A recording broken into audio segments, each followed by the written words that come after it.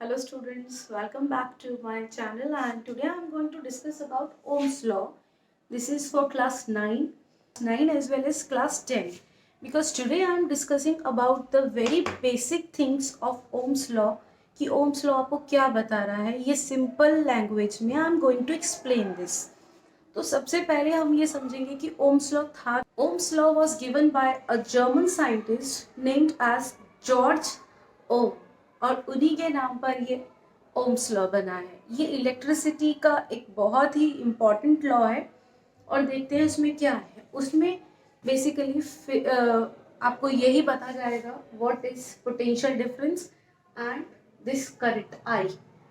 तो उसका रिलेशन बताने से पहले मैं आपको पोटेंशियल समझाती हूँ कि पोटेंशियल क्या होता है. अभी तक 8th स्टैंडर्ड तक या 9th स्टैंडर्ड तक सब बच्चे जान चुके हैं कि potential energy is something.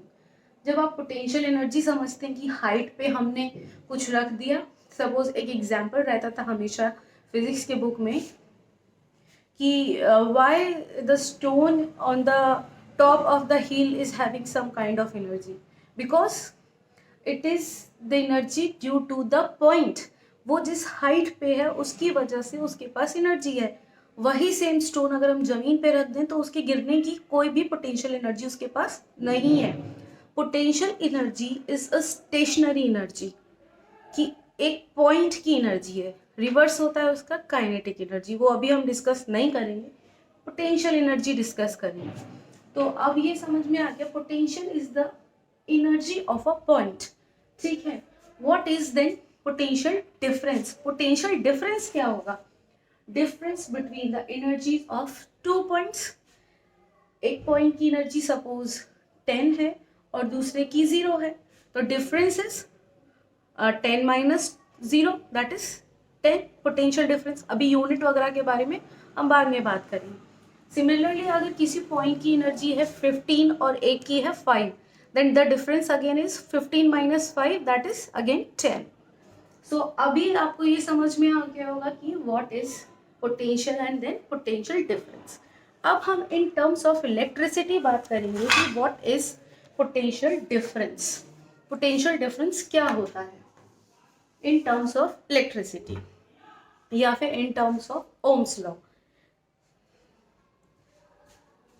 Potential difference in electricity, it is the work done for moving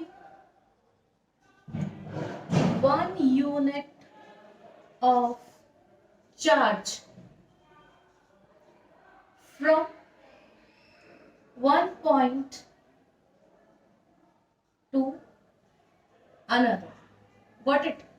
अब हम इसको डायग्रामेटिकली भी समझेंगे, लेकिन अभी मैंने सिर्फ आपको डेफिनेशन ही समझाई है सिंपल लैंग्वेज में. अब आपको शायद पोटेंशियल डिफरेंस और potential difference in terms of electricity समझ में आ गया.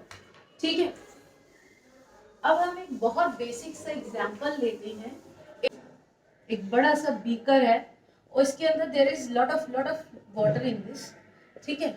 वाटर के लेयर्स में डिफरेंट लेयर्स में डिफरेंट प्रेशर होगा, क्योंकि जैसे जैसे हम ऊपर से नीचे जाएंगे प्रेशर बढ़ता जाएगा. यहाँ अगर सपोज 15 पास्कल है, सॉरी यहाँ अगर 5 पास्कल है तो यहाँ 10 पास्कल होगा. Suppose this is only assumptions. और यहाँ 15 पास्कल है.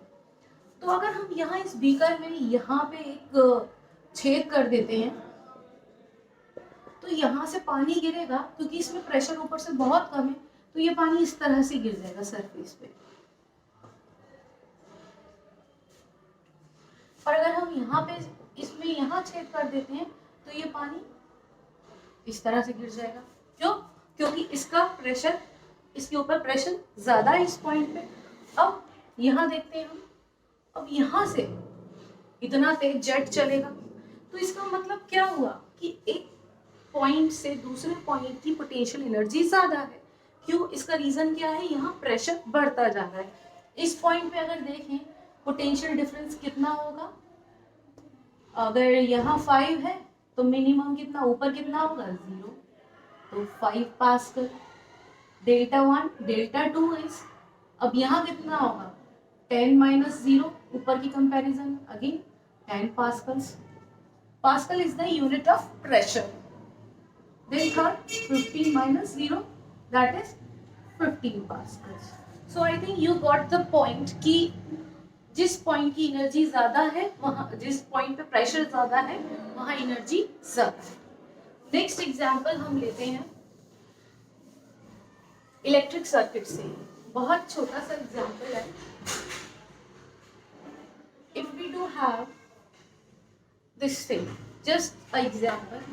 Here we are having 10 volt and here we are having 0 volt.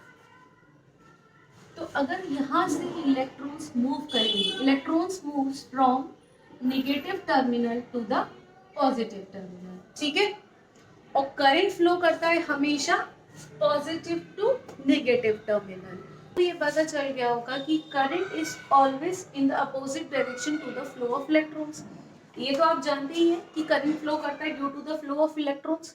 अब यहाँ पे सपोज करंट आई फ्लो करेगा, ठीक है, तो अगर हम पोटेंशियल डिफरेंस बढ़ा देते हैं, 20 कर देते हैं, plus 20 volts here,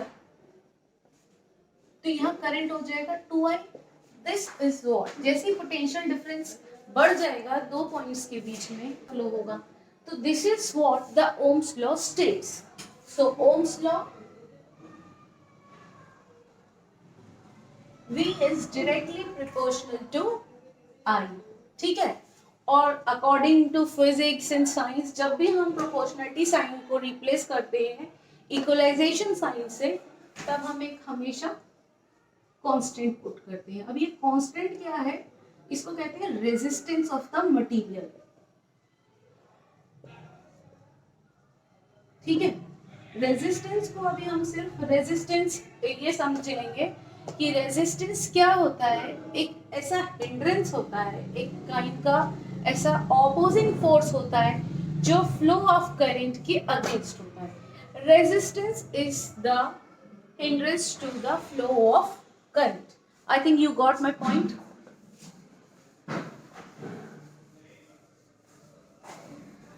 then Ohm's law अब हमें क्या समझ में आ गया.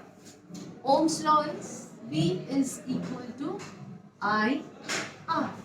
अब हम इसको ग्राफिकल रिप्रेजेंटेशन अगर दें V और I के बीच में, तो this is, if this is I, this is V. As we increase, this is x axis, this is y axis. As we increase this V, the I also increases. This is kind of a straight line. We are getting this straight line. Got it? अब ये क्या है, जैसे जैसे current बढ़ रहा है वैसे वैसे वोल्टेज, सॉरी जैसे जैसे वोल्टेज बढ़ रहा है वैसे वैसे करंट बढ़ता जा रहा है. तो ये ग्राफिकल रिप्रेजेंटेशन हो गया हमारा इसका ओम्स लॉ का. अगर हम इसको इन टर्म्स ऑफ मैथमेटिक्स समझें, क्योंकि हमें आगे न्यूमेरिकल्स सॉल्व करने होते हैं और न्यूमेरिकल्स हम अगले वीडियो में बताएंगे, लेकिन अभी हम समझ लेते हैं व्हाट इज दिस. जहाँ कहीं भी स्लोप होती है there is some angle theta. This angle remains same all the time. Then what is the tangent, what is this angle. Slope means, slope का क्या फॉर्मूला होता है, that is given by tan theta, that is perpendicular upon base. अब perpendicular upon base तो होता है, but यहाँ पे क्या होता है, जब हम कोऑर्डिनेट ज्योमेट्री यूज कर रहे हैं तो coordinate of this of any two point, suppose this is y1 and this is y2, this is x2, sorry this is x1 and this is x2. So what is p, y2 minus y1 and this x2 minus x1. ये हो गया.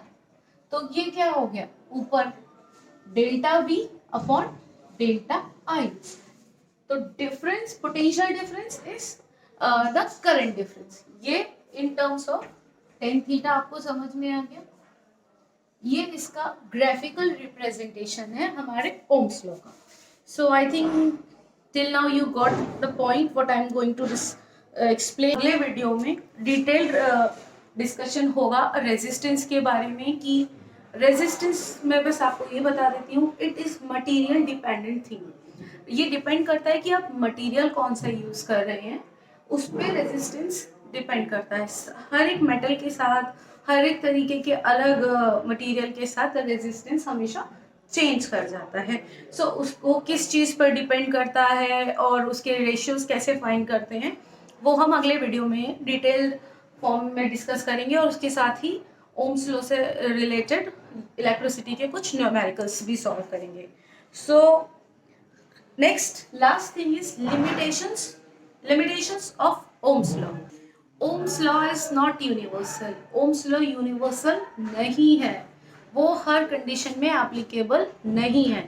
Next thing is it depends on the temperature and the physical state at that point of time.